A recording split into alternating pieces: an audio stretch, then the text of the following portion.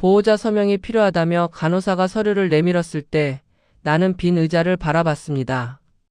옆 침대 할머니는 며느리가 밤새 간병하고 있더군요. 내 옆 의자는 텅 비어 있었습니다. 저는 58세 채은이입니다. 두 딸을 훌륭하게 키웠다고 자부했어요. 그런데 지금 이 병원에는 저 혼자입니다. 자식들이 날 버린 게 아닙니다. 제가 먼저 연을 끊었어요. 그것도 제사상 앞에서요. 왜냐고요? 들어보세요. 구독과 좋아요를 해주시면 이야기 시작해 보겠습니다. 저는 채은이입니다. 남편 태수가 교통사고로 세상을 떠난 건 15년 전이었어요. 큰딸 다현이가 고등학교 2학년, 작은딸 하은이가 중학교 3학년 때였죠. 갑자기 들이닥친 미래에 막막했지만 아이들 때문에 무너질 수 없었어요. 남편이 남긴 건 강남의 작은 아파트와 예금 1억 원. 장례를 치르고 빚을 정리하니 5천만 원이 남았어요. 이 돈으로는 두 딸을 대학까지 보낼 수 없었죠. 다음 날부터 동네 세탁소에서 일을 시작했어요. 새벽 6시부터 밤 10시까지 다림질하고 또 다림질했어요. 뜨거운 증기에 손등이 데이고 무거운 이불을 들다가 허리가 삐끗했지만 참았어요. 엄마, 너무 무리하지 마. 나 알바할게. 다현이가 그렇게 말할 때마다 더 악착같이 일했어요. 이 아이들은 공부만 하면 돼. 엄마가 다 해결할게. 딸들은 똑똑했어요. 다현이는 전교 2등, 하은이는 1등을 놓친 적이 없었죠. 선생님들이 말했어요. 이 아이들 해외 명문대 갈 제목입니다. 그 말을 듣고 결심했어요. 유학을 보내자. 남편이 살아있었다면 틀림없이 그렇게 했을 거예요. 다현이가 20살, 하은이가 19살 되던 해. 두 딸 모두 미국 대학에 합격했어요. 문제는 학비였죠. 연간 5천만 원씩 4년이면 계산하기도 싫었어요.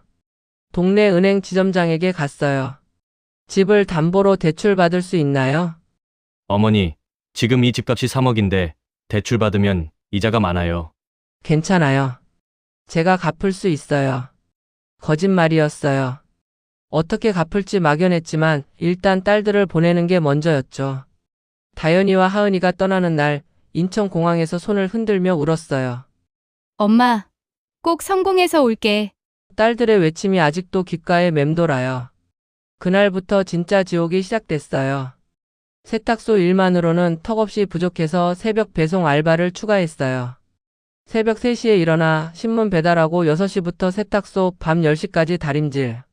집에 오면 12시 씻고 자면 새벽 3시까지 무리하다 무릎이 망가졌어요. 의사는 수술을 권했지만 돈이 없었죠. 진통제 먹으면서 버텼어요. 생일도 명절도 없었어요. 오직 매달 딸들 학비 송금만이 제 삶의 전부였어요. 4년이 흘렀어요. 다현이와 하은이는 무사히 졸업했고 둘 다 현재 IT 기업에 취직했어요. 엄마, 나 연봉 1억 받아. 다현이의 목소리가 들렸을 때 세탁소 구석에서 조용히 울었어요. 이제 편해지겠구나. 딸들이 자리 잡았으니 이제 나도 좀 쉴 수 있겠구나. 그렇게 믿었어요. 딸들이 취직한 지 2년째 되던 해 다현이가 결혼한다고 했어요. 상대는 같은 회사 한국인 남자. 화상통화로 본 사이는 예의 바르고 착해 보였어요. 엄마, 결혼식은 LA에서 할 거야. 작게 비행기표 보낼게. 아니다. 엄마는 바빠서 못 가. 너희끼리 잘해. 사실은 여건이 없었어요. 만들 시간도 여유도 없었죠. 딸이 섭섭해할까 봐 바쁜 척했어요. 다현이 결혼식 사진을 카톡으로 받았어요. 하얀 드레스를 입은 딸. 행복해 보였어요. 그걸로 충분했어요. 1년 후 하은이도 결혼했어요. 상대는 미국인. 이번에도 못 갔어요. 무릎 수술을 미루다 결국 받게 됐거든요. 엄마, 괜찮아. 우리 이해해. 건강이 먼저야. 착한 딸들이었어요.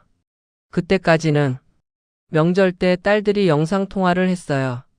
엄마, 우리 집 봐. 진짜 좋지? 다현이는 LA 교회에 큰 집을 보여줬어요. 수영장까지 있었죠. 하은이는 샌프란시스코의 펜트하우스에서 금문교가 보인다며 자랑했어요. 부러웠어요. 아니, 뿌듯했어요. 내가 그렇게 고생한 보람이 있구나. 그런데 작년부터 달라지기 시작했어요. 엄마, 아빠 돌아가셨을 때 생명보험금 받았지? 다현이의 갑작스러운 질문에 당황했어요. 응, 5천만 원 받았는데 장례 치르고 다 쓰였어. 그것밖에 없었어? 아빠가 회사 다닐 때 퇴직금도 있었을 텐데. 언니 말이 맞아. 엄마, 정확히 얼마 받았어? 우리도 알 권리 있잖아. 하은이까지 가세했어요. 알 권리? 무슨 권리? 너희 학비로 다 썼어. 집 담보대출도 아직 1억 남았고. 에이, 설마 엄마가 뭔가 숨기는 거 아니야? 아빠 주식 같은 거. 주식? 무슨 주식? 아빠가 회사 스톡 옵션 받았다고 들었어. 엄마 혼자 다 쓴 거 아니야? 그 순간 가슴이 철렁했어요. 내 딸들이 날 도둑 취급하고 있었어요. 너희 아빠는 스톡옵션 같은 거 없었어. 평범한 회사원이었다고. 확인해 봐야겠네. 엄마, 우리가 변호사 통해서 알아볼게. 전화가 끊겼어요. 멍하니 앉아 있었죠. 변호사? 내 딸들이 나한테 변호사를? 한 달 후 정말로 변호사 사무실에 오라는 연락이 왔어요. LA에서 다현이와 사위가 왔고 샌프란시스코에서 하은이와 남편이 왔어요. 강남의 번쩍번쩍한 법무법인. 딸들은 명품 가방을 들고 있었고 사위들은 명품 시계를 차고 있었어요. 나는 20년 된 가디건을 입고 있었죠. 변호사가 서류를 펼쳤어요. 고인의 재산을 조회해봤습니다. 사망 당시 아파트 1억 5천, 예금 5천, 퇴직금 4천, 생명보험금 5천, 총 2억 9천만 원입니다. 다현이 눈빛이 변했어요. 봐. 엄마 거의 3억이잖아. 우리한테 1억씩 줬다고 했는데 9천은 어디 갔어? 학비로 다 썼다고 했잖아. 너희 둘 4년씩 유학 보내는데 얼마나 드는지 알아? 하은이가 계산기를 두드렸어요. 학비가 연간 5천씩 8년이면 4억이네. 3억으로 어떻게 4억을 썼어? 나머지 1억은 엄마가 어디서 구한 거야? 집을 담보로 대출받았어. 뭐? 딸들이 동시에 소리쳤어요. 엄마, 그럼 지금 그 집에 1억 대출이 있다고? 우리가 상속받을 집에? 그 말을 듣는 순간 세상이 무너지는 것 같았어요. 상속? 너희 지금 내가 죽기를 기다리는 거야? 다현이가 손을 내저었어요. 아니, 그게 아니라 엄마, 우리도 노후 계획이 있잖아. 그 집이 우리 재산인데 대출까지 있으면 곤란하거든. 변호사가 끼어들었어요. 법적으로 자녀분들이 상속 포기를 하지 않는 한 부채도 함께 승계됩니다. 그런데 말씀하신 학비는 증여에 해당할 수 있어서 증여요? 그럼 증여세를 내야 하는 거 아니에요? 하은이의 남편이 말했어요. 세금까지? 어머니, 우리가 학비 받은 것 때문에 세금을 내야 한다고요? 사위가 짜증 섞인 목소리로 말했어요. 그때 변호사가 또 다른 서류를 꺼냈어요. 그런데 한 가지 더 확인할 게 있습니다. 고인 명의로 된 주식 계좌가 있었습니다. 봐. 내가 뭘 했어. 다현이가 소리쳤어요. 2005년에 개설된 계좌인데 당시 삼성전자 주식 500주를 보유하고 계셨네요. 현재 시가로는 변호사가 계산기를 두드렸어요. 약 4억 원 정도 됩니다. 순간 방 안이 조용해졌어요. 4억? 네, 그런데 변호사가 다음 페이지를 넘겼어요. 2007년에 전량 매도된 기록이 있습니다. 매도 대금 6천만 원. 6천만 원? 네, 당시 주가가 폭락했을 때 매도하신 것 같습니다. 나는 기억났어요. 다현이 첫 학기 등록금이 모자랐을 때 남편이 몰래 사둔 주식이 있다는 걸 알게 됐죠. 은행 직원이 말했어요. 지금 팔면 손해예요. 조금만 기다리세요. 하지만 기다릴 수 없었어요. 딸의 학비 납부 마감일이 코앞이었으니까. 그 돈도 학비로 썼어. 엄마! 다현이가 책상을 쳤어요. 그게 지금 4억이 됐다고! 엄마가 그걸 팔지만 않았어도 난 너희 학비가 급해서. 우리가 부탁했어? 우리가 미국 가자고 했어? 엄마 마음대로 보내놓고 우리 재산까지 날려놓고 하은이도 가세했어요. 맞아, 우리는 한국 대학 가도 됐어. 엄마가 명문대 가라고 부담 준 거잖아. 너희가 너희가 가고 싶다고. 증거 있어? 엄마가 일방적으로 결정한 거잖아. 그것 때문에 우리가 세금까지 내야 하고 상속받을 집은 대출로 묶여 있고 4억짜리 주식은 6천에 팔렸고. 다현이의 목소리가 점점 커졌어요. 사위가 다현이 어깨를 감쌌어요. 여보, 진정의 어머니도 잘못하려고 한 건 아니셨을 거야. 잘못하려고 안 했으면 뭐해요? 결과가 이런데. 그날 나는 한마디도 못하고 집에 왔어요. 그로부터 일주일 후 다현이한테 카톡이 왔어요. 엄마, 미안해. 내가 너무 흥분했어. 다시 얘기하자. 내일 집으로 갈게. 다음 날 다현이가 혼자 왔어요. 하은이는 미국으로 돌아갔다고 했죠. 엄마, 내가 변호사랑 다시 상담했어.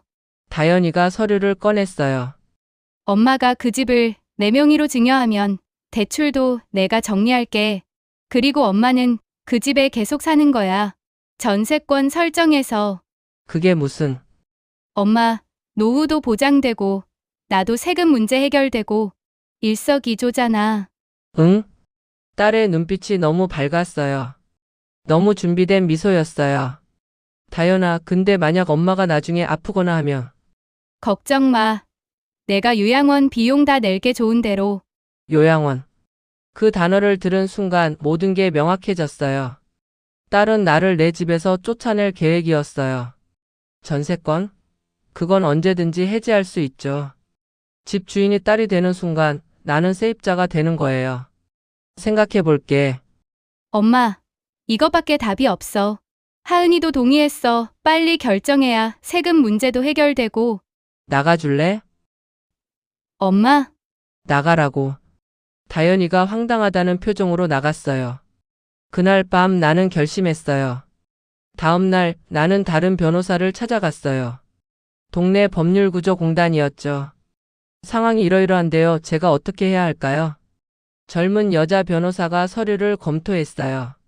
어머니, 일단 집은 절대 증여하지 마세요. 그리고 변호사가 뭔가를 검색하더니 눈을 크게 떴어요.